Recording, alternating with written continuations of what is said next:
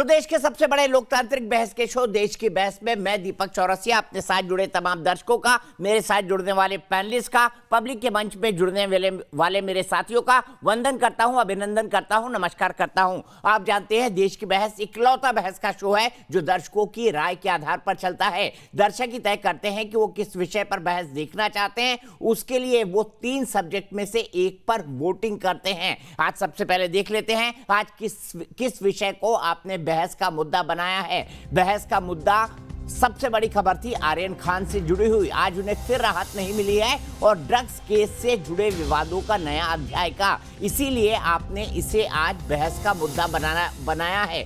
बहस में हमारे साथ कई सारे एक्सपर्ट जुड़ेंगे। समीर वानखेड़े की पत्नी जो खुद एक एक्टर हैं, क्रांति रेडिकर वानखेड़े, वो भी जुड़ेंगी। लेकिन सबसे पहले समझ लेते हैं आज दिन भर क्या कुछ हुआ। आज दिन भर कोर्ट के अंदर हाई वोल्टेज ड्रामा चला। वकीलों ने अपनी तरफ से तमाम आर्ग्यूमेंट दिए, लेकिन आर्ग्यूमेंट पूरे नहीं हुए।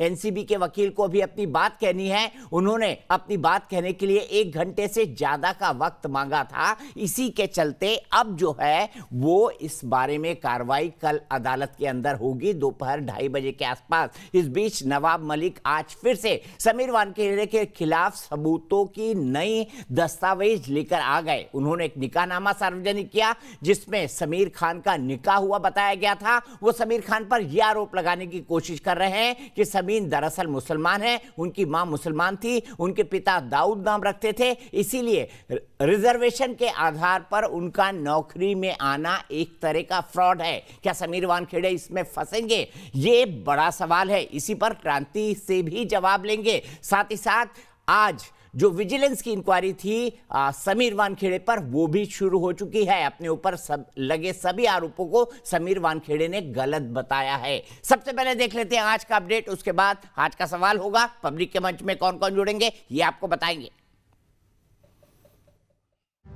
ड्रग्स केस और उससे जुड़ी जांच अब विवादों के दलदल में धंसती जा रही है। नए आरोपों में एनसीबी नेता नवाब मलिक ने एनसीबी के जोनल डायरेक्टर समीर वानखेड़े पर तीखे हमले किए हैं।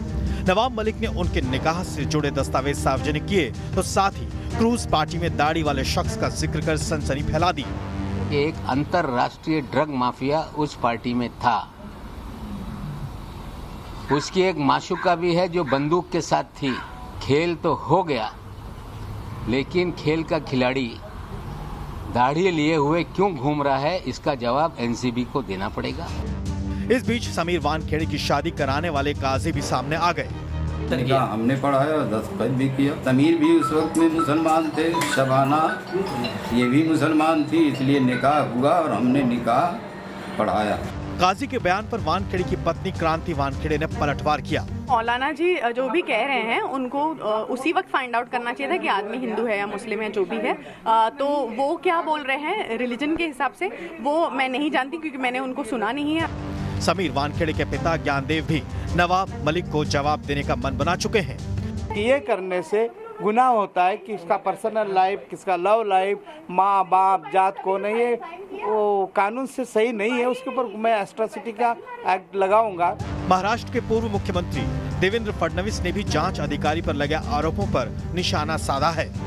जो न्याय की प्रक्रिया है, उस न्याय की प्रक्रिया में इस प्रकार से बाधा लाना ठीक नहीं है। वहीं आर्यन खान समेत दूसरे आरोपियों पर हाईकोर्ट में तर्कों के तीर लगातार दूसरे दिन जारी रहे।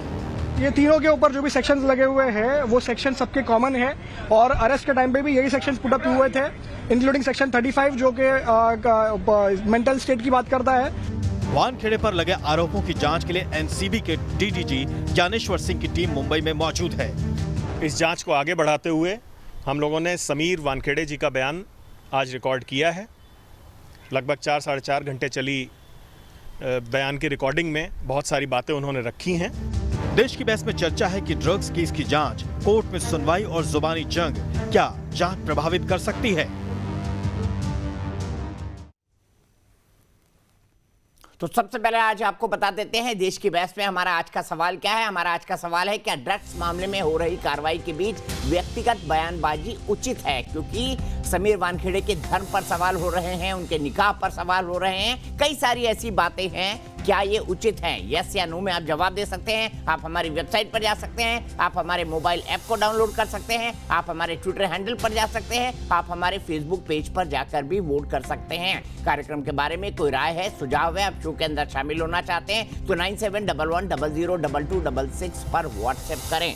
सीधे मैं आपको क्रांति रेडेकर जी के पास ले जाऊं, लेकिन उससे पहले मैं आपको बता देता हूं कि आज पब्लिक के मंच में मेरे कौन कौन से साथी मुझसे जुड़ेंगे। मेरे साथ वैष्णवी श्रीवास्तव लखनऊ से जुड़ेंगी, मेरे साथ मुस्कान पांडे गुरुग्राम से जुड़ेंगी, मेरे साथ मनीष कुमार नोएडा से जुड़ेंगे और मेरे साथ गुरवीन सिंह इंदौर से जुड़ेंगे। ये 4 लोग पब्लिक के मंच के जरिए हमारे साथ जुड़ेंगे। लेकिन सबसे पहले चलते हैं क्रांति जी के पास, क्रांति रेडेकर वानखेड़े, जो कि खुद एक अभिनेत्री हैं और समीर वाडेकर जी की पत्नी हैं। क्रांति जी, सबसे पहले मैं आपसे जानना चाहूंगा, एक के बाद एक आरोप नवाब मलिक साहब लगा रहे हैं। आज उन्होंने एक निकाहनामे को सामने रखा है, ये जताने की कोशिश की है कि भाई समीर वानखेड़े मुस्लिम हैं, मुस्लिम रीति रिवाज से उन्होंने विवाह किया है और बाकायदा निकाहनामे में उनके जो पिताजी हैं उनका मुस्लिम नाम लिखा गया है। क्या है इस निकाहनामे की सच्चाई और क्या आप लोगों ने कभी धर्म परिवर्तन किया है?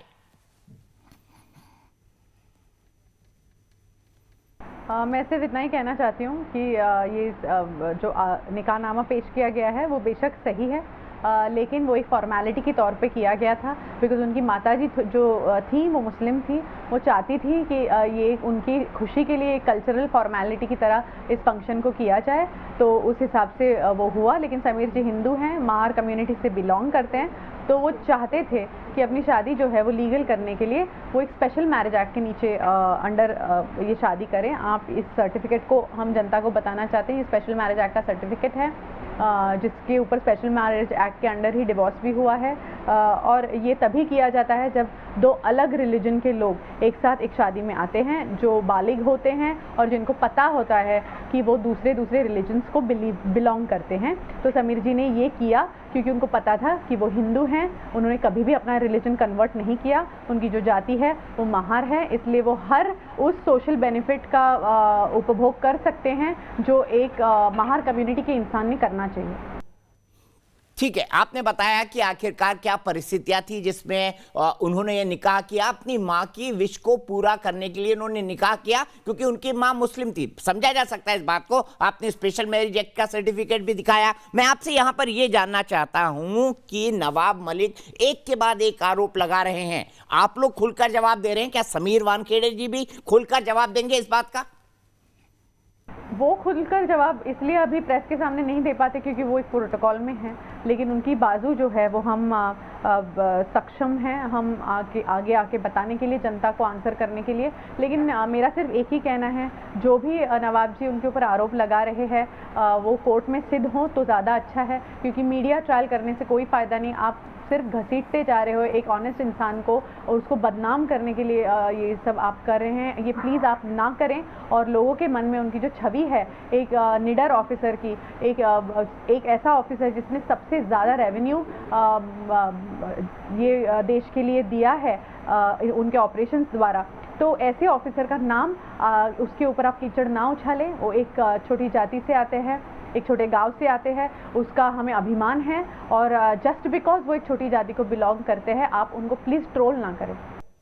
ठीक है, आपने कहा कि वो छोटी जाति से बिलोंग करते हैं, हम भी ये बात जानते हैं कि उनका जो सिलेक्शन हुआ है IRS पे वो इसी आधार पर हुआ है, इसी कोटे के आधार पर हुआ है। वो बहुत कड़क हैं, खास तौर पर फिल्मी हस्तियों से वो पंगा लेते रहे हैं जब उनकी लाइन ऑफ ड्यूटी थी। शाहरुख को भी पकड़ चुके हैं, मिका को भी पकड़ चुके हैं। मैं आपसे जानना चाहता हूँ, एक तीसरे शख्स की बात की जा रही है, इतने कठोर शख्स के बारे में जो कॉपी बुक ढंग से जो है वो लॉ को मानता हो, कानून को मानता हो, उसके बारे में कहा जा रहा है कि उसने क्रूज से एक दाढ़ी वाले शख्स को बचा दिया जिसकी एक माशूका थी जो पिस्तौल लेके घूम रही थी। कौन है ये? क्या आपको इसके बारे में कोई आइडिया है या सिर्फ एक शगुफा छोड़ने की कोशिश की है नवाब मलिक ने? क्या ऐसा कोई व्यक्तित्व था उस क्रूज शिप पर? आपके पास कोई जानकारी है इस बारे में? ये दाढ़ी वाले शख्स कौन है मुझे पता नहीं है, क्या है ये बोल रहे हैं, ना मेरा इस केस से कोई लेना देना है। ये सारी ये सबजुडिस मामला है पूरा, जो कोर्ट में सिद्ध होगा। इसके ऊपर एक विजिलेंस की टीम बिठाई गई है। तो प्लीज़ ये सारी चीज़ें ट्विटर पे बताने से अच्छा है कि आप कोर्ट में जाएं और उसके सबूत मांगे और सबूत पेश करें समीर जी के खिलाफ, अगर है तो कुछ आपके पास, और फिर ही उनको दोषी करार दीजिए। आप पहले उनको ट्विटर पे दोषी करार कर देते हैं, ये कहाँ की बात हो गई, ये कहाँ का न्याय हुआ। लोगों को मैं कहना चाहती हूँ, आपको ब्रेन वॉश करने की कोशिश करें, आप प्लीज़ ब्रेन वॉश मत होइए, आप अपना संयम बना के रखिए। और मैं आपको वापस बोल रही हूँ, ये इंपॉर्टेंट चीज़ है, समीर वानखेड़े का साथ दीजिए। ठीक है, आपने बताया कि आप चाहती हैं कि समीर वानखेड़े का जनता साथ दे, एक बड़ा सेक्शन उनका साथ भी दे रहा है। लेकिन आर्यन खान मामले में आप समीर वानखेड़े की कार्रवाई को कैसे देखती हैं, एक सिटीजन के तौर पर, एक नागरिक के तौर पर, ऑब्वियसली उनकी पत्नी के तौर पर भी? क्या उन्होंने जो कुछ किया ठीक है, रूल्स के हिसाब से किया, नियम कानून के मुताबिक किया? ये बॉलीवुड का ऐसा नहीं है, मैं ये कहना चाहती हूँ, ये कोई तो बड़ी ड्रग लॉबी काम कर रही है और मुझे पता नहीं नवाब जी इनका साथ क्यों दे रहे हैं, कि ऐसी क्या बात हो गई। सिर्फ उनके जो दामाद हैं उनको अरेस्ट हुई थी, इसके लिए वो पर्सनली ये वेंडेटा निकाल रहे हैं, या क्या बात है? क्योंकि कौन चाहेगा कि इतना अच्छा ईमानदार ऑफिसर जो काम कर रहा है उसका काम हम रोके, इतने केजीज ड्रग्स जो पकड़ रहा है उसका काम हम रोके? तो कोई ऐसी ड्रग्स रिलेटेड ही टीम है जो ये चाहती है कि समीर उस जगह से हट जाए ताकि उनका कारोबार चलता रहे। उनके पैर पे जो समीर ने पेट पे जो पैर रखा है वो उन समीर जी का पैर हट जाए। ठीक है, क्या समीर या आपके ससुर साहब या क्रांति जी खुद इस मामले का कानूनी जवाब देंगी? कोर्ट ऑफ लॉ में ले जाएंगी नवाब मलिक को? क्योंकि उनकी तरफ से यही संकेत है, वो तो कोर्ट में जाएंगे नहीं, वो ट्विटर पर ही आरोप लगाते रहेंगे। आप कोर्ट में जाएंगी? यास्मीन जी ने ऑलरेडी, जो मेरी सिस्टर इन लॉ हैं, उन्होंने एफआईआर दर्ज की है ओशिवरा पुलिस स्टेशन में। एंड अगर एट्रॉसिटीज़ की बात है जो हम दलित लोगों पे वो लगा रहे हैं, उसके बारे में हमारी लीगल टीम डिसीजन ले रही है। जो भी होगा, पूरा दलित समाज हमारे साथ है, हमारी महार कम्युनिटी हमारे साथ है, जो भी होगा हम जल्दी ही उसके बारे में लोगों के सामने आएंगे।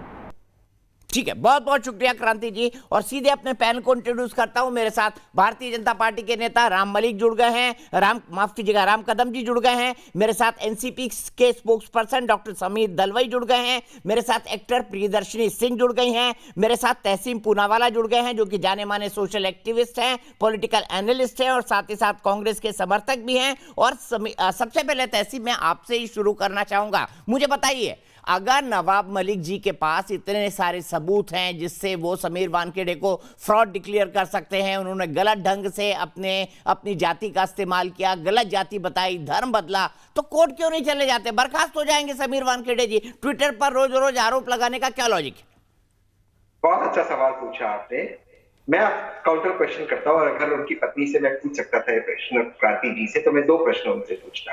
एक, आप क्यों डेफेमेशन का केस नहीं करते 499 और 500 पे नवाब मलिक पर और मुझ पर? क्योंकि सारे जो एफिडेविट्स है, आज वाले तो नवाब मलिक ने डाले, वो जो सारे वीडियोस है वो सारे मैंने डाले।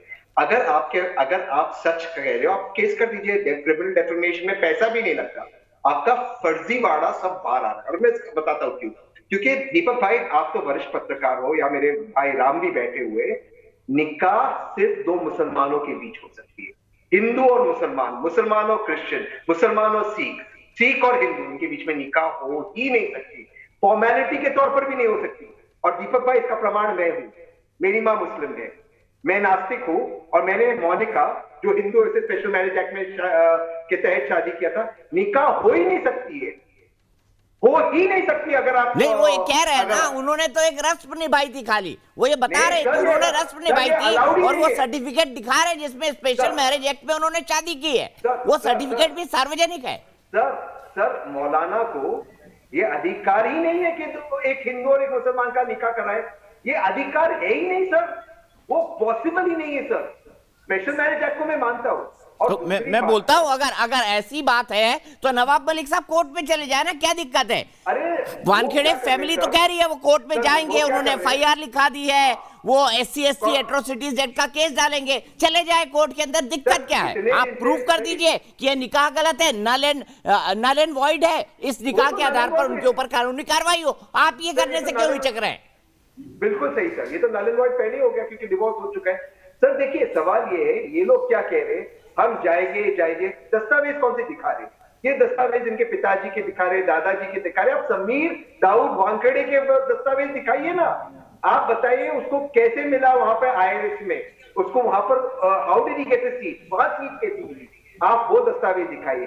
आज तक जो नवाब मलिक ने डाला है, आज तक जो ट्विटर पे मैंने डाला, जितने भी वीडियो इसके फर्जीवाड़ा, जितने भी वीडियो जो से फर्जीवाड़ा रेट किया है, वो सारी चीज जो मैंने डाला, उस लड़के को कोर्ट पे बात कर रहा है। आप बताइए ना ये सब गलत है या सही है? आप धमकी क्यों दे रहे हैं? आप जा रहे हो, आप जाओ कोर्ट करो केस। क्यों नहीं कर रहे ये लोग केस? ये इसलिए नहीं कर रहे केस सर क्योंकि मैं आपके चैनल पे कह रहा हूं इन्होंने देश को चीट किया है। इनके धर्म पे कोई प्रश्न नहीं है, प्रश्न है कि इन्होंने गरीब SC का जगह लिया है, और अगर नहीं लिया, ये आज तक SC ST का प्रोसेसिंग केस कर देते। 3 दिन से ये मामला चालू है, कौन जिनको रोक रहा है? इसमें पैसे भी नहीं लगते 499 500 में डेफिनेशन का केस करने के लिए। करें ये केस। ठीक है, मैं सीधे राम कदम जी के पास चलता हूँ। राम कदम जी, ये आंख मिचौली चल रही है, नवाब मलिक जी इसको वाकई सीरियस एंड तक ले जाएंगे? क्योंकि कानूनी केस वो भी नहीं करना चाहते। अगर साफ साफ चीट किया है, फ्रॉड किया है, समीर वानखेड़े ने धर्म बदला है, उनके पास सबूत है, तो क्यों ना वो कोर्ट जाए और समीर वानखेड़े को बर्खास्त करवा दे। देखिएगा कि आज की इस चर्चा में मैं अक्सर तहसीन जी को सुनता हूँ, बड़ी बेबाक तरीके से सटीक बातें वे रखते हैं, पर आज इस चर्चा में कहीं ना कहीं तहसीन जी मूल मुद्दे को वे भी भटक गए, ऐसा मेरा निजी मामला है। व्यापकता से मेरी इस बात को वे ले। अब 2 चीज़ें महत्वपूर्ण हैं कि देश को ड्रग से बचाना, ड्रग माफिया के खिलाफ हम सभी ने, सभी दलों ने, सभी जाति धर्म के लोगों ने एक साथ आकर के उसे पूरी तरह से समाप्त करना, यह अब समय की मांग है। हमारा देश 2030 में विश्व में सबसे नौजवान अधिक किस देश में, तो हमारे भारतवर्ष में इस प्रकार का वो जो आंकड़े आने वाले दिनों में सामने आएंगे। ऐसे हालात में यदि हमारी नौजवान पीढ़ी ड्रग में लिप्त हो जाए तो देश का भविष्य क्या होगा? तो इसलिए एक और समीर वानखेड़े जी प्रामाणिकता से जो उन्हें दायित्व दिया गया है उस दायित्व का निर्वहन कर रहे हैं। इस बात में किसी के मन में कोई इस समय तक, वर्तमान समय तक कोई शंका होने का कारण नहीं है, क्योंकि नवाब मलिक जी के जो आरोप है वो राजनीतिक बदले की भाव से, और खुद के दामाद को जब कोई इंसान, कोई अधिकारी जेल में डाल दे तो उसके बाद मुंह से फूल झड़े, ऐसी कोई अपेक्षा कर नहीं सकते, तो मुंह से वही झड़ रहा है जो आमतौर पे होता है। तो इसके लिए नवाब मलिक जी के कोई भी आरोप को देश के लोग उतनी गंभीरता से नहीं ले रहे। तहसीन भाई, आप पूरे सोशल मीडिया में जाकर के देखिए, महाराष्ट्र सरकार की और तीनों दलों की छीतू हो रही है। क्या कारण है? कारण यही है कि पूरी जांच को भटकाने के लिए लगातार 25 दिन मुख्यमंत्री जी से लेकर के शरद पवार जी तक और हर दूसरे दिन नवाब मलिक जी कुछ ना कुछ लेकर के आ रहे हैं। अब जो तुम्हारा जो सवाल था तहसीन जी कि निकाह सही है, गलत है, धर्म बदला है, नहीं बदला है, 100% वैलिड पॉइंट है, उसके ऊपर डिस्कशन हो सकता है, उसका एक अपना मेरिट है। पर इस समय महत्वपूर्ण क्या है? अगर नवाब मलिक जी को वाकई उनके निकाह से तकलीफ थी, उनके जाति से, धर्म से तकलीफ थी, तो अभी ड्रग का रैकेट ये पकड़ने जा रहे हैं, पकड़ा है, ड्रग्स को हिरासत में लिया है, तो अचानक कैसे उन्हें याद आया? अब तक क्यों नहीं याद आया? अभी ये टाइमिंग का इशू है। अभी इस कारण याद आया क्योंकि अभी दिख रहा है कि पूरी तरह से ड्रग माफिया का जो हफ्ता वसूली है वो कहीं ना कहीं बंद होगी। अब ये हफ्ता वसूली बंद नहीं होनी चाहिए, क्योंकि एक वादे तो अंदर चला गया जो महीने के 100 करोड़ दे रहा था। अब यहां भी कोई ना कोई वादे छुपा होगा, जो भी करोड़ों की वसूली देता होगा वह निरंतर रहे। इस कारण हर 2 दिन के बाद, ठीक है, सीधे डॉक्टर समीर दलवाई के पास चलते हैं। डॉक्टर समीर दलवाई, आपकी लड़ाई समीर वानखेड़े से है या फिर ड्रग्स के खिलाफ? साफ जवाब दीजिएगा। डॉक्टर समीर दलवाई, आपकी लड़ाई ड्रग्स के खिलाफ है या फिर आपकी लड़ाई जो है समीर वानखेड़े के खिलाफ? तो पहले तो नमस्ते, और मैं समीर वानखेड़े नहीं हूँ, ये मैं बता दूं आपको। मैं समीर दलवाई और मैं राम साहब की भी बातें सुन रहा था। आपने इतना फेमस कर दिया समीर वानखेड़े को कि हर समीर वानखेड़े ही नजर आ रहा है। डॉक्टर दलवाई, समझ लीजिए इस बात को। हर चीज तो नवाब मलिक साहब। वो खुद इसमें काबिल है अपने आप को फेमस करने, और जो बची हुई चीज है आप लोग काफी है उसमें। मेरी या नवाब मलिक साहब की जरूरत नहीं है उनको ये करने के लिए। उनकी धर्मपत्नी भी अभी कह रही थी कि वो बहुत ही काबिल अफसर है, हम सब जानते हैं। ये है कि हमें देश में सबसे जरूरी, जो राम कदम साहब अभी बोले, कि देश को नारकोटिक से दूर करना, बच्चों को, जवान पीढ़ी को दूर रखना जरूरी है। और ये जरूरी, अगर इतनी, जैसे राम भाई जो अभी बताए कि इतनी हमारी यंगेस्ट पॉपुलेशन होगी नहीं 2030 में, तो यंगेस्ट पॉपुलेशन के पर पहुंचने के लिए 3000 लोग कोकेन रोकना, और वो कहाँ से आई, कहाँ क्यों आई, किसके पास आई, वो खोजना ज्यादा जरूरी है वानखेड़े जी के लिए, उनके कलीग्स के लिए और हम सब के लिए। या जो व्यक्ति के पास व्यक्तिगत 1 ग्राम भी कुछ पकड़ा नहीं गया, या उसके जो दोस्त थे उनके पास 5 ग्राम, किसी के पास 6 ग्राम पकड़ा गया, पर वो भी रखना तो गलत है ना डॉक्टर दलवाई, वो भी रखना गैर कानूनी है, वो भी आपको जेल भेजता है। हाँ नहीं भेज, इसलिए तो जेल भेजता मैं आपको, और ये सबको सुनने दीजिए। ये एट द वर्स्ट कंजम्पशन के बारे में उनके ऊपर केस की जा सकती है, एट अ कंजम्पशन लेवल। और उसके लिए ये 5-6 ग्राम के लिए छुटपुट जिसे हम बोलते हैं, ये पुलिस कार्रवाई काफी है। मेरे भाई, चींटी को मारने के लिए तोप खाना लाने की क्या जरूरत है? अगर तोप खाना खुद ब खुद चल के चींटी पीछे में, तो ये सोचने वाली बात है, क्योंकि ये सब चीजें पुलिस अपने लेवल पे भी कर सकती है। और एट द मोस्ट इस व्यक्ति को इतने छोटे कंजम्पशन के लिए भी एट द मोस्ट 1 ईयर की सजा हो सकती है। आज आप प्रशांत भूषण जी का बयान जो आया है वो सुन लीजिएगा। तो अगर चींटी को मारने के लिए तोप आई है तो जरूर कोई ना कोई मुद्दा है, और मुद्दा अच्छा, ये है कि आपने मेरे सवाल का जवाब नहीं दिया। आप ड्रग्स के खिलाफ हैं समीर वानखेड़े का, ये तो बता दीजिए डॉक्टर दलवाई। आप ड्रग्स के खिलाफ हैं समीर वानखेड़े के, और अगर ड्रग्स के खिलाफ है तो समीर वानखेड़े के शादी पर, निकाह पर, उनके धर्म पर, उनकी जाति पर, उनकी व्यक्तिगत जिंदगी पर इतनी टीका टिप्पणी क्यों एक राजनीतिक पार्टी के मुख्य प्रवक्ता द्वारा? पहली बात तो ये सवाल ही पूछना गलत है कि मैं ड्रग्स के खिलाफ हूं या नहीं। ये तो आपको भी मालूम होना चाहिए, आप भी खिलाफ होना चाहिए। इस पे कोई बयान है ही नहीं। मुद्दा ये है कि इसमें जो ऑफिसर है, इन्वेस्टिगेटिंग ऑफिसर है, इनकी हिस्ट्री है। पिछले साल रिया चक्रवर्ती जी के भी पीछे पड़े थे, अब तक चार्जशीट हुई नहीं है। तो मुद्दा ये है कि जो व्यक्ति एक चींटी के पीछे तोप जो आ रही है, क्या उनके पास और कोई काम नहीं है? अगर है तो मुद्दा ये है कि उनका व्यक्तिगत इसमें का इश्यू है। वो हिंदू है, मुस्लिम है, कोई और जाति से, धर्म से, इससे कोई ताल्लुक लेना देना नहीं है। मुद्दा ये है, इसलिए व्यक्ति अगर खुद फ्रॉड है, व्यक्ति के कैरेक्टर पे अगर कुछ डाउट है, और अगर ये व्यक्ति बार बार मीडिया चेस करने के लिए, हेडलाइंस चेस करने के लिए ऐसी चीजों में ध्यान दे रहा है, और जो रियल मुद्दे हैं ड्रग्स के, जो आपने बोला, जहाँ 3000 किलो नारकोटिक्स लैंड होगी, वो इश्यू पे बारे में हम बात नहीं कर रहे, तब डाउट आता है कि इन्वेस्टिंग ऑफिसर अबाउ सस्पिशन, क्या हम उसके बारे में अगर डाउट है तो क्या ये सोचना नहीं चाहिए? दूसरी बात, आज खुद जो है, मेरा मुद्दा एक सुनिए, एक लास्ट 1 मिनट, तो प्रभात सहल जो खुद है, अब ये पंच विटनेस क्या होते हैं? जब कोई भी एनसीबी ऐसा कार्रवाई करती है तो उस वक्त उन्हें कुछ पंच लगते हैं, विटनेस लगते हैं, जो अनबायस्ड हो, अनप्रेजुडिस्ड हो और जो इम्पार्शियल हो। उसमें से एक तो बीजेपी कार्यकर्ता, एक पॉलिटिकल पार्टी के कार्यकर्ता, मैं उसमें पॉलिटिक्स पार्टी का नहीं लाता, एक पॉलिटिकल कार्यकर्ता, भाई उसे क्यों लिया? और विटनेस नहीं थे अगर आप सच काम कर रहे थे। दूसरे जो व्यक्ति है गोसावी जी, वो खुद फोटो निकाल रहे थे, सेल्फी डाल रहे थे, उनको एस्कॉर्ट कर रहे थे आर्यन खान को अंदर, और उसके बाद अभी वो गायब है, पता नहीं आज कुछ शायद पता लगा हो। और मोस्ट इंपॉर्टेंट जो प्रभाकर सहल जी है, जो उनकी गोसावी के बॉडीगार्ड थे, पहले आपने उनको विटनेस पंच बनाई क्यों? और अगर उनको बनाया, वो आके बोल रहे कि उन्होंने खुद सुना 25 करोड़ की बात हो रही है। तो ये मुद्दा ये है भाई कि nobody is above suspicion, और स्पेशली अगर आप, ठीक है, इसीलिए जांच भी हो रही है, इसीलिए जांच भी हो रही है। लेकिन प्रियदर्शनी, एक छोटा जवाब आपसे चाहूंगा, आपने इतना कुछ सुना समीर वानखेड़े के बाद में, आपको क्या लगता है वो फ्रॉड है या जेन्युइन है? जी, आप मुझे पूछ रहे हैं? मैं प्रियदर्शनी से सवाल पूछ रहा हूं। ये तो जांच एजेंसी बताएंगी, क्योंकि उन्हें जी, क्योंकि दीपक जी इस पे तो मैं कुछ नहीं कह सकती। अगर कहीं ना कहीं कार्रवाई हो रही है, मैं कीर्ति जी की बातें बहुत ध्यान से सुन रही थी, तो देखिए ये बात तो बहुत ही, मुझे भी सुन के बड़ी अभी हैरानी हुई कि उनका निकाह हुआ था और उसके बाद उसमें उनका नाम बदला गया था। तो देयर इज अ फैक्टर जो सस्पिशन पे है, ऐसा तो हम उनको नहीं कह सकते कि नहीं ऐसा नहीं है। उसके बाद फॉर द कन्वीनियंस, वानखेड़े जी अच्छे ऑफिसर हैं, अच्छा काम कर रहे हैं, ड्रग्स को हटाना चाह रहे हैं, उनको ये जिम्मेदारी दी गई है, बट इस पहलू को हम नजरअंदाज नहीं करना चाहिए।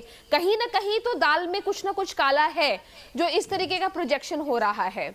दूसरी बात कि जहां तक ड्रग्स की बात है तो ड्रग्स बॉलीवुड में डेफिनेटली है, फैला हुआ है, सिर्फ बॉलीवुड में ही नहीं, हर जगह ऐसे बहुत कॉर्पोरेट में देख लीजिए आप, बहुत सारी कंपनीज में देख लीजिए। लेकिन हाईलाइटेड प्रोजेक्शन जो हो रहा है, क्योंकि मैं बॉलीवुड से आती हूं, तो हाईलाइटेड जो हो रहा है वो बॉलीवुड हो रहा है, बदनाम जो हो रहा है वो बॉलीवुड हो रहा है। और ऐसा लग रहा है जैसे कि सारे के सारे जो बॉलीवुड में जो काम कर रहे हैं वो ड्रगी हैं, नशा ले रहे हैं। तो ये जो एक इमेज बनाई जा रही है मीडिया के द्वारा, इससे कहीं ना कहीं जो ऑफ कैमरा या ऑन कैमरा जो लोग काम कर रहे हैं उनकी रोजी रोटी पे भी आप लात मार रहे हैं। तो इस प्रोस्पेक्ट से ये लार्जर सवाल है प्रियदर्शी, इसको हमको एड्रेस करना पड़ेगा। लेकिन बॉलीवुड अपने अंदर की गंदगी कैसे साफ करे, इस पर भी उसको ध्यान देना चाहिए। वैष्णवी श्रीवास्तव, मेरी एक दर्शक लखनऊ से जुड़ गई हैं। वैष्णवी, क्या कहेंगी इस पूरे मुद्दे के बारे में? क्या बॉलीवुड को खुद अपनी गंदगी साफ करने के लिए कदम नहीं उठाने चाहिए? बिल्कुल, मैं कहना चाहूंगी कि जो है बॉलीवुड को अपने कदम खुद उठाने चाहिए, क्योंकि जिस तरीके से ये एनडीपीएस के केसेस यहाँ पे फैल रहे हैं, वो बहुत जरूरी है कि जनरेशन अच्छी बने हमारी, और आने वाले बच्चे आगे जो है अच्छी चीजें सीखें। इसके लिए जरूरी है कि ड्रग्स का काम खत्म किया जाए यहाँ से। ठीक है, आपने बिल्कुल सही कहा, ड्रग्स का काम खत्म किया जाए। तहसीब, मुझे लगता है कि ये समीर वानखेड़े वाला पूरा का पूरा मामला केंद्र सरकार वर्सेस राज्य सरकार हो गया है। एक बार फिर से सुशांत सिंह राजपूत का रिपीट आया है। क्या आपको लगता है आर्यन खान सही है, उन्होंने जो किया सही किया और उनको तुरंत जमानत मिल जानी चाहिए? तहसीन कह रहे हैं, क्योंकि डॉक्टर समीर दलवाई यही कह रहे हैं कि बहुत कंजम्पशन का केस बनता है, उससे ज्यादा नहीं। जी बिल्कुल सही, डॉक्टर समीर दलवाई बिल्कुल सही कह रहे हैं। और दीपक भाई, अगर मैं जब भी आपके शो पर आता था या के डिबेट्स पर भी, तभी राम भाई भी होते थे, ये बात कहा जाता था कि इस रिया चक्रवर्ती के माध्यम से एक इंटरनेशनल ड्रग रैकेट टूटेगा और इसके एक्सपोज होगा। आज 1 साल हो गए, समीर भाई ने अभी उन्होंने बताया कि कोई चार्जशीट फाइल नहीं हुई, एक कदम भी आगे नहीं बढ़ा। बॉम्बे हाई कोर्ट ने सभी चार्जेस को खारिज कर दिया। अब आर्यन के केस में कहा जा रहा है, लेकिन आर्यन के केस में सच्चाई क्या, संक्षेप में बता देता हूँ। आर्यन को क्रूज में नहीं, क्रूज के पहले पकड़ा गया था। उसके पास कोई ड्रग्स नहीं निकला, कोई पैसा नहीं था उसके पास, कोई सबूत नहीं था कि अरबाज के पास जो 5 ग्राम चरस निकला वो आर्यन के कंजम्पशन के लिए। इनके पास सबूत महज एक आर्यन का कन्फेशन है, जो पुलिस के सामने कन्फेशन एडमिसिबल नहीं होता कोर्ट में। इसे सुप्रीम कोर्ट ने तूफान सिंह और उसके बाद अन्य केसेस में भी कहा, एनपीडीएस भी पुलिस की मानी जाती है। आर्यन खान का जो व्हाट्सएप चैट लिया गया, उसका पंच नहीं किया गया, व्हाट्सएप इलीगली लिया गया क्योंकि उनके पास कोई वारंट नहीं था। ये article 21 right to privacy, article 22 bracket 3 right to not incriminate yourself के खिलाफ है। आर्यन का सारा केस एक फर्जी केस है। मेरे हिसाब से दीपक भाई, ये एक किडनैपिंग और एक्सटॉर्शन का केस बनता है। और मेरी सलाह होगी शाहरुख को, जब आर्यन को बेल मिले और ये केस खारिज हो जाए, एफआईआर क्वॉशिंग के लिए जाए, और एफआईआर क्वॉश करने के बाद इस एजेंसी को आप सू करो, क्योंकि इस तरह का केस करना, किसी को किडनैप करना, ये देश के लिए गलत है। अभी ये दर्शक कह रहे हैं कि हमें ड्रग्स के खिलाफ लड़ना है, बिल्कुल सही। ड्रग्स कहां से आते हैं भारत में? ईस्टर्न बॉर्डर से वेस्टर्न बॉर्डर में। वो पोर्ट में जो ड्रग्स है, मैं किसी का नाम नहीं ले रहा हूं, लेकिन उस पर क्या जांच हुई? 3000 किलो ड्रग्स, उस पर आपने कितने लोगों को अरेस्ट किया? फिर ड्रग्स पकड़ा, ठीक है, कितने लोगों को अरेस्ट किया? ड्रग्स आते अफगानिस्तान से, ड्रग्स आते वियतनाम से, ड्रग्स आते कंबोडिया से, भारत के अंदर थाईलैंड के रूट से आते। वो बॉर्डर्स किसके हाथ में, पोर्ट्स किसके हाथ में? मैं किसी व्यक्ति के मैं कह रहा, ड्रग्स भारत में आ ही नहीं सकते उन एजेंसीज के सहयोग के बिना जो केंद्र की सरकार को रिपोर्ट करते हैं। तो कहीं ना कहीं केंद्र की सरकार को इसकी जवाबदारी लेनी होगी। आप 5 ग्राम के लिए लोगों को क्यों पकड़ रहे हो? अच्छा, 5 ग्राम के लिए लोगों को ना पकड़े, इसका मतलब तहसीन भाई 5 ग्राम हो तो बोला चलिए 5 ग्राम है, आज आपको नहीं पकड़ेंगे, आप जाइए। पर आर्यन को पकड़ना ही नहीं था क्योंकि उसके पास निकला ही नहीं। दीपक भाई, मान लो क्या लॉजिक हुआ कि 5 ग्राम के लिए क्यों पकड़े? यहाँ तो 1 ग्राम के लिए भी पकड़ा जाता है तहसीन भाई। एनडीपीएस का एक्ट ये कहता है जो 1980s में बना है। बिल्कुल, मैंने उसको 2002 में अमेंड किया था वाजपेयी जी ने, उसको रिफॉर्मेटिव लॉ किया था। लेकिन मैं आपको एक बात देता हूं, मान लो दीपक भाई आप और मैं व्हाट्सएप पे चैट किया और हम जा रहे हैं राम भाई के घर पे खाने के लिए, कई पुलिस ने हमें रोक लिया, हमारे चैट को पकड़ लिया, इलीगली इंटरसेप्ट कर दिया, और राम भाई के वहां 5 ग्राम ड्रग निकला। इसका मतलब ये हो गया कि हम दोनों कंज्यूम करने वाले थे नहीं, आप और मैं कर ही ले रहे। अरे पर राम भाई क्या ड्रग निकले क्यों? तहसीन पूनावाला मुझे ये बताइए, उनके यहाँ ड्रग निकले क्यों? आपके यहाँ ड्रग निकले क्यों? अगर आप और वो जिम्मेदार नागरिक है तो आपके घर ड्रग हो क्यों? ये तो बताइए ना, इसका लॉजिक दीजिए। तो आर्यन के पास कहाँ निकला? आर्यन अरबाज के साथ था ही नहीं। आर्यन को स्कूल में जाने से पहला पकड़ा गया। मतलब आर्यन को छोड़ दे, आर्यन को छोड़ दे। आज आप आर्यन की वकालत इसलिए कर रहे हैं ना क्योंकि वो शाहरुख खान के बेटे हैं, मुनमुन धमेचा की तो नहीं कर रहे। मैं मुनमुन के लिए भी कह रहा हूँ और मैं मुनमुन का भी बता रहा हूँ आपको दीपक भाई। वो लड़की एमसी थी, उसका ना आर्यन से कोई लेना, तो आर्यन को पहचानती भी नहीं। वो लड़की एक गरीब खानदान से आती है, वो एमसी थी। वो ड्रग्स, उसके पास रैपिंग पेपर भी नहीं था। उसके कमरे में आए 5 ग्राम ड्रग्स जमीन पे मिला, उस लड़की को पकड़ लिया। कहां से उस लड़की के पास आए? मैं उस लड़की के लिए भी खड़ा हूँ, आर्यन के लिए तो हूँ, बट ठीक है, मैं सीधे राम कदम जी के पास चलता हूँ। राम कदम जी बताइए, तहसीन पूनावाला कह रहे हैं कि भाई राम कदम जी के या मेरे घर में 5 ग्राम ड्रग मिल जाए तो पकड़ना नहीं चाहिए, गलत है ये पकड़ना। ये नहीं कह रहा हूँ मैं, ये नहीं कह रहा हूँ मैं। यही संकेत दे रहे हैं तहसीन पूनावाला जी, यही संकेत दे रहे हैं। आपका दिल यही कह रहा है, शब्दों को आप रोक रहे हैं थोड़ा थोड़ा। बिल्कुल नहीं, मैं कह रहा हूँ अगर राम भाई के घर से निकले, मैं जानता हूँ कभी नहीं निकलेगा, तो उसके लिए दीपक भाई मुझे ना पकड़े, या मेरे घर से निकले तो उसके लिए राम भाई। अगर राम भाई के घर तहसीन पूनावाला और राम भाई होंगे तो दोनों गिरफ्तार होंगे, लॉ ये कहता है। अरबाज के साथ आर्यन नहीं था, अरबाज के साथ आर्यन नहीं था। यही आपने देखा है, मैंने देखा, ये किसने देखा? ये एनसीबी देखेगा या आप और मैं देखेंगे? बताइए तहसीन भाई। ये कोर्ट में एडमिटेड फैक्ट है, ये कोर्ट में एडमिटेड फैक्ट है, एजेंसी भी। ठीक है, राम कदम जी बताइए, क्या अरबाज और आर्यन सेम मर्सिडीज से मन्नत से निकलकर क्रूज शिप तक गए हैं? ड्राइवर की गवाही है, ड्राइवर का इकबालिया स्टेटमेंट है। मैं आर्यन के खिलाफ नहीं हूं, मैं सबके सुधरने के पक्ष में हूं, मैं साफ बात कर रहा हूं, लेकिन मेरिट की बात मेरिट पर किए जानी चाहिए। राम कदम जी क्या कहेंगे तहसीन पूनावाला के आर्गुमेंट पे? उनका कहना है कि भाई 5 ग्राम अगर पकड़ जाए तो हम दोनों साथ में हैं, तो मुझे मत पकड़िए, राम कदम को पकड़ लीजिए। तहसीन भाई का निश्चित तौर पे कुछ और कहना होगा, पर हम सभी को इस बात को स्वीकार करना होगा कि 5 ग्राम हो, 1 ग्राम हो या 1 किलो हो, ड्रग है और हमारे देश को पूरी तरह से नशा से और ड्रग से मुक्त कराना हर भारतीय व्यक्ति का दायित्व है। अब रहा सवाल ये, आज की जो मंथना है ये आर्यन के खिलाफ या शाहरुख खान या किसी व्यक्ति विशेष के खिलाफ हम कोई भी नहीं है, हम ड्रग के विरोध में यह लड़ाई है। तो इसके लिए आर्यन ने गुनाह किया नहीं किया, वह कितना दोषी है नहीं है, ये न्यायपालिका का काम है और वे अपना काम भली भांति करेंगे। पर उम्मीद है कि आर्यन इस सारे वाकया के बाद निश्चित तौर पे ड्रग मुक्त मुंबई और महाराष्ट्र और देश के लिए निश्चित तौर पे काम करे। इस प्रकार की अपेक्षा देश के सभी नौजवानों की होगी। मूल मुद्दा यहाँ पर यह है कि देश ने पहली बार किसी एक प्रांत को देखा कि वो प्रांत की पूरी सरकार किस प्रकार से ड्रग माफिया को बचाने के लिए, या उनसे शायद कुछ वसूली आती होगी, वह वसूली निरंतर आए, इस कारण अलग अलग मामले, अलग अलग बातें, इनकी जाति क्या, इनका धर्म क्या, इनका निकाह क्या, इनके पिता कौन, इनकी माता कौन, इनकी बहन का, किस निचले स्तर पर गिर गए। ये कितनी ओछी राजनीति है। ये क्या समझते हैं कि देश के लोगों ने माँ गांधारी के बाती आंखों पर क्या पट्टी बांध के रखी है, या कान में कोई रुई के कॉटन डाल के रखे? क्या करा है लोगों ने? लोग भली भांति समझते हैं। कुछ दिन पूर्व महाराष्ट्र में वाजे 100 करोड़ रुपए की महीने की कैसे वसूली कर रहा था, सरकार के मंत्रियों के पास कैसे जा रहा था, वे मंत्री आज भी पता नहीं कहाँ लापता है। ये सारा वाकया होने के बाद भी ये दागी चेहरा लेकर ये महाराष्ट्र के 3 दल और उनके मंत्री पत्रकारों के सामने कैसे आ सकते हैं? इस देश में ओछी राजनीति करने के लिए कई मुद्दे मिलेंगे।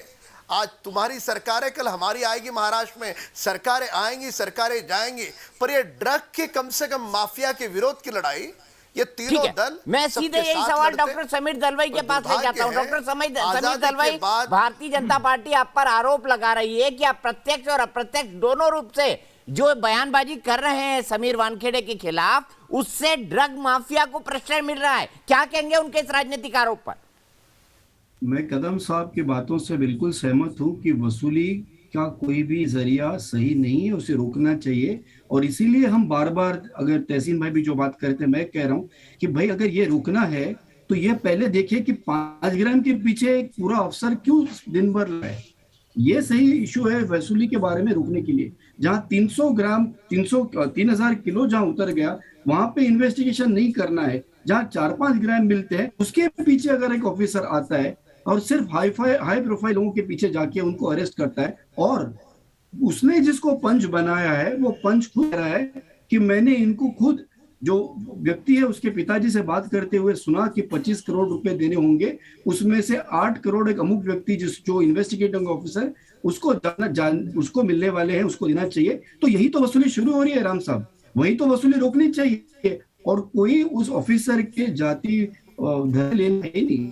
मगर ये इशू ये है कि जब वो ऑफिसर की फ्रॉड की हिस्ट्री है या वो इशू आ रहा है ऊपर, तो उसमें हमें देखना है, रोकना। और ठीक है, राम कदम साहब एक क्विक जवाब देना चाहते हैं। राम कदम जी, मेरी बात कंप्लीट करने दीजिए। आपने ये कुछ देर पहले कहा कि बॉलीवुड में जो गंदगी है मेरा मुझे कुछ देना नहीं है, मैं प्रोफेशनली एक डॉक्टर हूँ। मगर भाई ये आपने कहाँ से समझ लिया कि गंदगी बॉलीवुड की वजह से फैल रही है? आप हिमाचल प्रदेश चले जाइए, आप सड़कों पे चलिए, आप हिमाचल प्रदेश के किसी भी एक गेस्ट हाउस में जाइए, नॉर्थ में जाइए, साउथ में जाइए, और देखिए कितना ड्रग मिल रहा है। आप बॉलीवुड में क्या वो स्क्रीन पे आके कोई बोल रहा है कि आप ड्रग यूज करिए?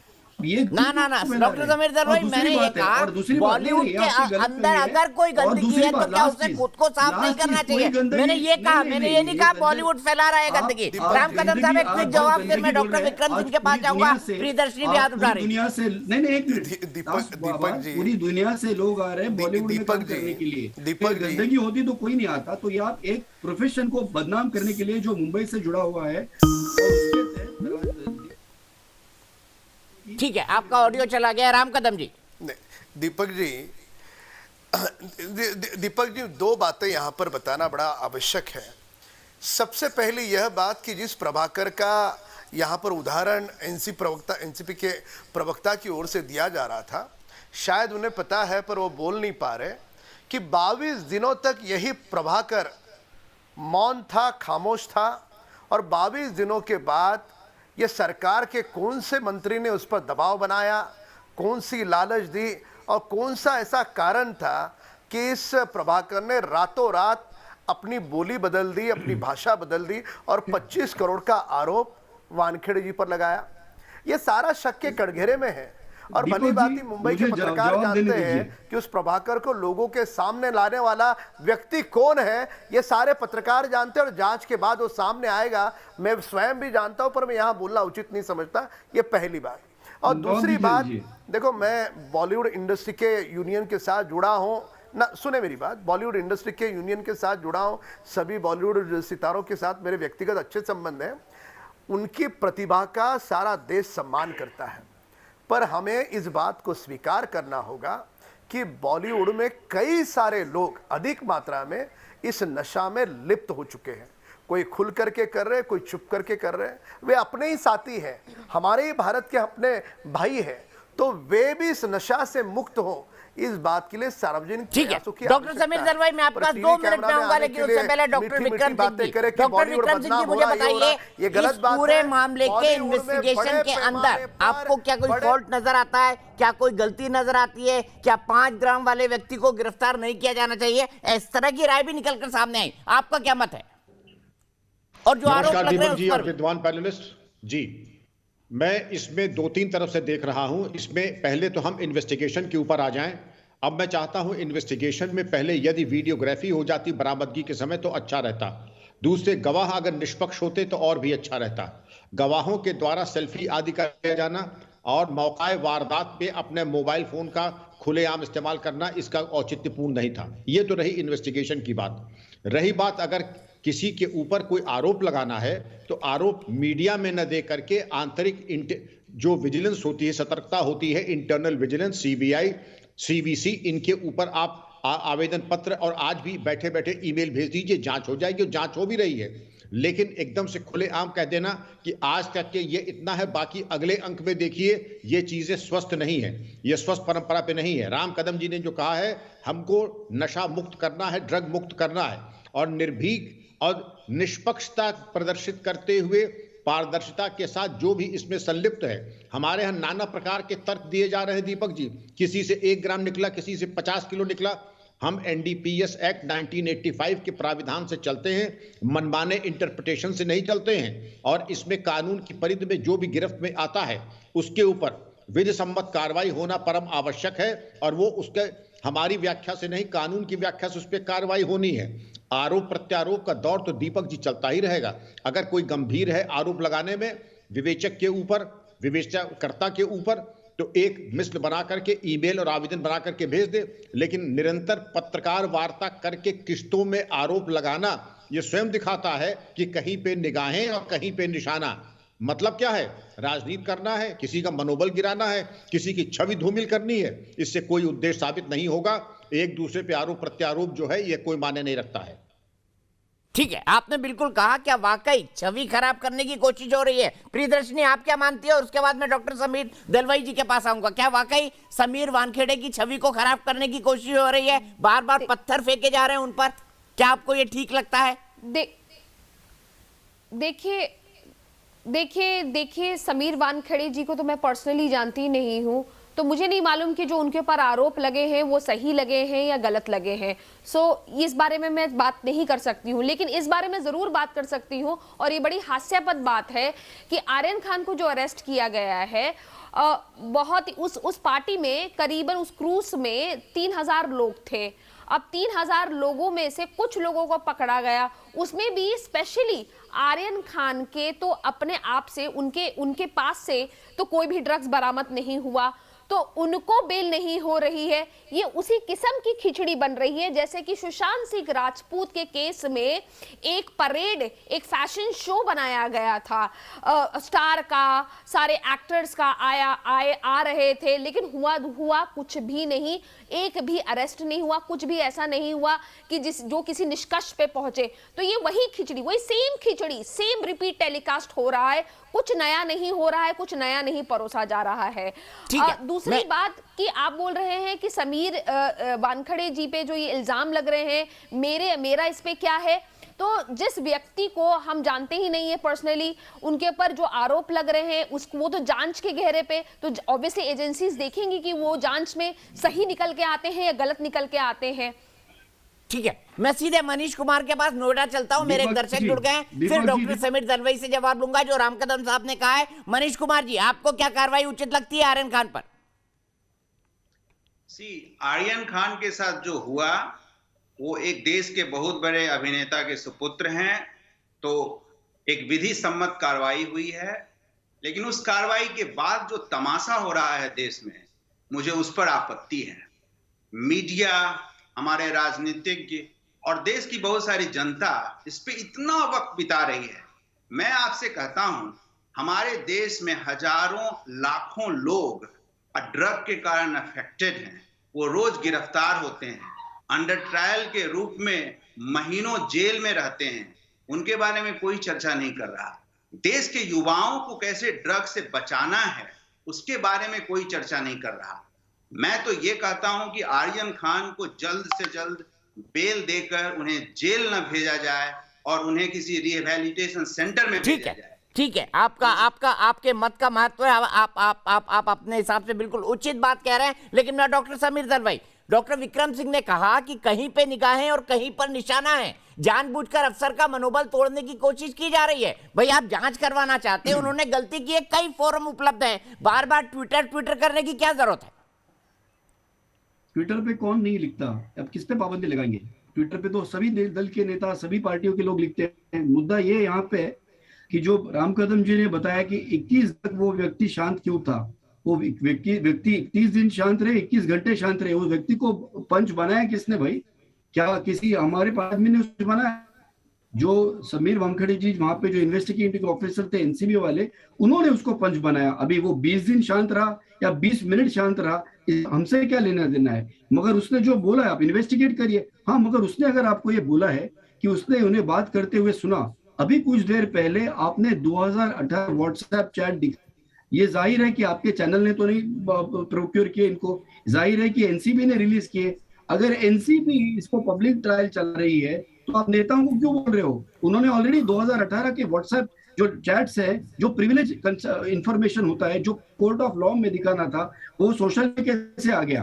अगर व्हाट्सएप की जा सकती है तो एनसीबी ने समीर वानखेड़े के भी पूरे व्हाट्सएप 2018 से चेक करने चाहिए। इससे मामला क्लियर हो जाएगा कौन व्हाट्सएप पे क्या कह रहा है। और आखिर की बात जो उन्होंने वसूली की कही, ये सब आदमी जानते हैं कि रिया चक्रवर्ती और जो सुशांत सिंह राजपूत के दरमियान जो पूरा बॉलीवुड को एक बदनाम करने का जो एक वाक्य हुआ, उसके बाद बॉलीवुड से बिहार के इलेक्शन के पहले कितनी वसूली की गई, इसके बारे में मैं ज्यादा नहीं कहना चाहता। लेकिन ठीक है, राम कदम जी, गंभीर आरोप है, ऐसा करके बॉलीवुड से वसूली की जा रही है, ये आरोप आप पर लग रहा है और आपकी पार्टी पर डॉक्टर समीर दलवे ने साफ साफ तौर पर आरोप लगाया। मैंने किसी पार्टी का नाम नहीं लिया। नहीं, अब जिन्होंने मैंने एक पर्टिकुलर जो नहीं जिनका अतीत ना समीर जी सुन लीजिए, जिनका अतीत वसूली से जुड़ा हो, जिनके आंखों पर वसूली का चश्मा हो और जिनको केवल एक ही कर्म पता है, वसूली और वसूली, उनको वसूली के सिवा और क्या दिखेगा? अतीत में 2 वर्षों में तबादलों से लेकर के वाजे से, और कल परसों मुंबई में रात को 10 बजे तक रेस्टोरेंट खुले रहते थे। 1 घंटा अगर देरी से खुले रखना है तो एक रेस्टोरेंट से 25,000 रुपया लिया जाता था। मुंबई में 1800 रेस्टोरेंट से, शांति से सुने आप, 1800 रेस्टोरेंट से, तो वो सारे हफ्ते वसूली कहाँ जा रही थी वो विषय आज नहीं, उसकी चर्चा आज मैं नहीं करूंगा। पर दिल पर हाथ रख करके बताइए, प्रभाकर को सामने लाने में मंत्रालय में कौन से मंजिल पर बैठने वाले कौन से दल के नेता मंत्री का हाथ था? बताओगे परमात्मा को सामने लाकर? सारे पत्रकार जानते हैं जांच चल रही है, इसके लिए मैं मेरे मुख से नाम नहीं देना चाहता। अब खुद ही उस व्यक्ति को सामने लाओगे, उसके मुंह से खुद ही सारी चीजें बुलवाओगे। क्या कारण है? केवल तुमको ड्रग माफिया का समर्थन चट्टान की तरह करना ये कारण है, या वानखड़े को बदनाम करके ड्रग माफिया को खुला मैदान दे देना है, बिंदास तुम्हारा काम करो, वसूली हर महीने की देते जाना? कौन सा कारण है? कम से कम राजनीति करते समय, सियासत करते समय ऐसे तो क्षेत्र को मत चुनो जो हमारे देश को बर्बाद कर देगी। ये पहला बिंदु। और रहा सवाल बार बार बॉलीवुड बदनाम, बॉलीवुड बदनाम, बॉलीवुड का बॉलीवुड की किसके साथ दुश्मनी है? सभी जाके फिल्में देखते हैं, हम भी देखते हैं, आप भी देखते हो। बॉलीवुड के कलाकारों के प्रति, उनके प्रतिभा के प्रति हमें सबको सम्मान है। अब बोलने के लिए कुछ मुद्दा नहीं है, इसके लिए घिसा पिटा मुद्दा, देखो बॉलीवुड बदनाम, बॉलीवुड बदनाम। जी हां, इस बात को स्वीकार करना होगा कि बॉलीवुड में कई सारे कलाकार हैं, अक्षय कुमार जैसे, जो पूरी तरह से स्वस्थ है, जो पूरी तरह से रात को शाम को 9 बजे सोते हैं, एक अलग दिनचर्या उनकी। पर कई सारे ऐसे लोग हैं और जो नशा का शिकार हुए हैं। हमको सबको मिलकर के उन्हें उससे बाहर निकालना होगा। तहसीन के बाद चलता हूं, तहसीन एक क्विक जवाब, आरोप आप पर है, आरोप आप पर है, आपकी सरकार है वसूली का, ये राम कदम जी कह रहे हैं। राम कदम जी फिर आ जाऊंगा, तहसीन को जवाब दे लेने दीजिए। गंभीर आरोप लगाए उन्होंने आप पर। सबसे पहले तो जो एनसीबी है, NCB works under central government. Doctor साहब एक मिनट रुक जाइए, तहसीन जी बोल रहे हैं, उसके बाद मैं आपके पास आता हूं। सबसे पहले तो एनसीबी, जैसे समीर भाई ने बिल्कुल सही कहा, सरकार। दूसरे, इस देश में ये दोनों यानी मोदी जी और अमित शाह जी के से ज्यादा वसूली किया नहीं, चाहे गुजरात हो या अब हमारे देश में इतनी वसूली की कि देश की इकोनॉमी -20.2% हो।